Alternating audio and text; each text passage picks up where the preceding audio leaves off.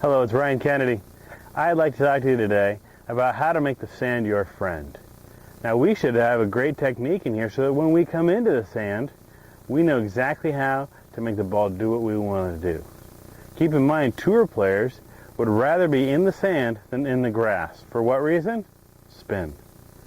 So, let's figure out how we can get some more spin. First and foremost is the depth of the divot you take. If you want that ball to run out a little bit, go ahead and hit a little deeper, a little further below the ball, maybe a little further behind the ball as well. If you want the ball to have more spin, then your divot must be a lot more shallow.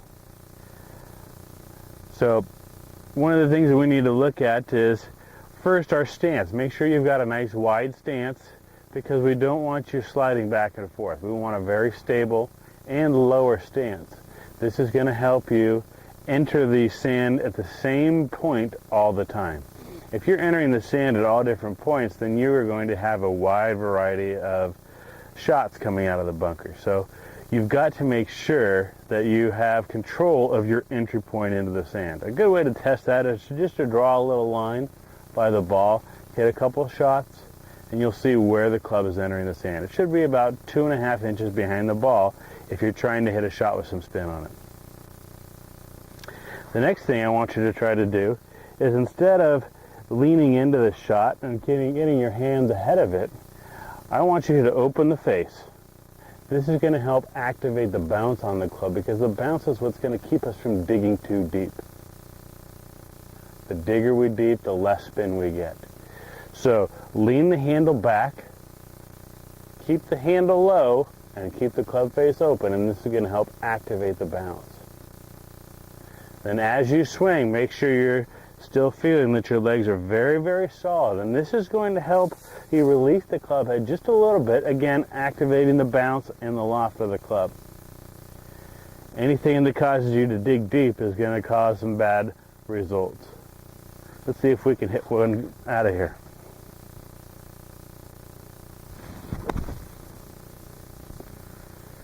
Now let's take a closer look at what's happening with the club in that sand.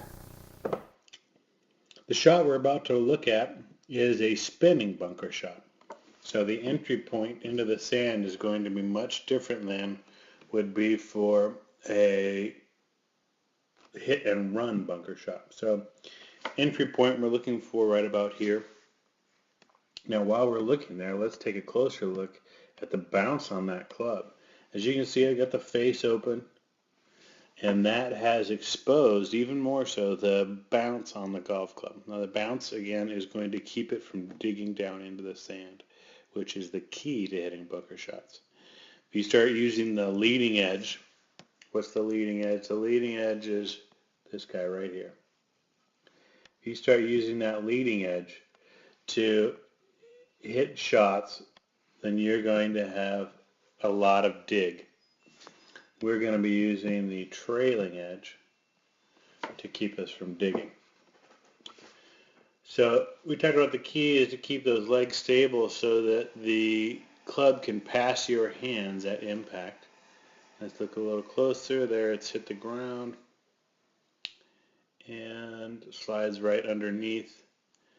Again, letting the club head pass your hands activates loft and bounce. And you can see here the club head is already out of the sand. So our divot is only about that long right there. So again, this is a higher spinning shot. And if you were to need a shot to actually run out a little bit, you would be looking for an entry point further back and be taking a little bit deeper divot. So the next time you go out to practice, first thing you need to do is check your entry point. So when you set up to the ball, draw a line in the sand right through here. That way you can hit the shot and see where you're entering in the sand. And if it's too far back, you'll see you have less spin. If it's too close, you'll have a lot of spin, but the ball will go real far. So we are really looking for, again, right about here. It's about 1.5 to 2 inches behind the ball for a higher spinning shot. So try this out. I know it'll work for you. It works for me. Thanks. We'll see you next time.